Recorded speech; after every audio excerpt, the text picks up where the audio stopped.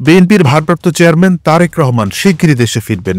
আগামী মাসে ফিরবেন, এই বছরের মধ্যে ফিরবেন, নতুন বছরের শুরুতে ফিরবেন, এমন আলোচনা সেই 5 আগস্টের পর থেকে চলছে। দলের সব পর্যায়ের নেতাদের মুখে এখনো শোনা যাচ্ছে এমনই আশার বাণী। যদিও লন্ডনে অবস্থান করা তারেক রহমান এই বিষয়ে এখনো পর্যন্ত নিজে কোনো মন্তব্য করেননি। নেতারা গণমাধ্যমে বক্তব্য দিলেও ঠিক কবে নাগাদ তারেক রহমান দেশে ফিরবেন সে বিষয়ে সুনির্দিষ্ট তথ্য কারো কাছে নেই। তার নামে থাকা সব মামলার নিষ্পত্তি এখনো হয়নি। আইনজীবীরা বলছেন, আইনি প্রক্রিয়া মেনে সব মামলার নিষ্পত্তি হবে। আর নিষ্পত্তি না হলেও তারেক রহমান চাইলে যে কোনো সময় দেশে আসতে পারবেন। তবে সংশ্লিষ্ট বিভিন্ন সূত্রের অনুমান, আগামী ফেব্রুয়ারি মাসের প্রথম সপ্তাহের মধ্যে তারেক রহমান বাংলাদেশের মাটিতে পা রাখবেন।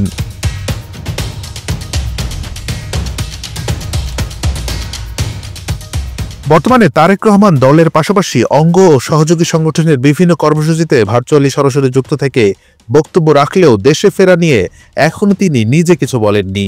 বিভিন্ন মহলে গুঞ্জন, তারেক রহমানের দেশে ফেরার জন্য কূটনৈতিক চূড়ান্ত সবুজ সংকেতের অপেক্ষায় আছেন।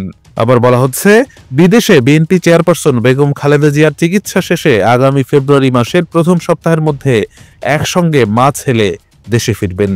21 আগস্ট গ্রেনেড হামলা মামলার রায়ের পর গত 1 ডিসেম্বর জাতীয় প্রেস ক্লাবে অনুষ্ঠিত একটি কর্মসূচিতে অংশ নিয়ে বিএনপির স্থায়ী কমিটির সদস্য মির্জা আব্বাস বলেছিলেন, বিএনপির ভারপ্রাপ্ত চেয়ারম্যান তারেক রহমান আমাদের মধ্যে সহি সালামতে ফিরে আসবেন খুব তাড়াতাড়ি। এদিকে সম্প্রতি লন্ডনে সাংবাদিকদের সঙ্গে মতবিনিময় সভায় বিএনপি মহাসচিব মির্জা ফখরুল ইসলাম আলমগীর বলেছেন, দল যখন মনে করবে তখনই তারেক রহমান দেশে ফিরবেন। এছাড়া তার আরও কিছু আইনি জটিলতা রয়েছে, যেগুলো শেষ করে দেশে আসবেন তিনি। এদিকে বিএনপির আইন বিষয়ক সম্পাদক ব্যারিস্টার কায়সার কামাল গণমাধ্যমকে জানান, মামলার সঙ্গে তারেক রহমানের দেশে ফেরার কোনো সম্পর্ক নেই।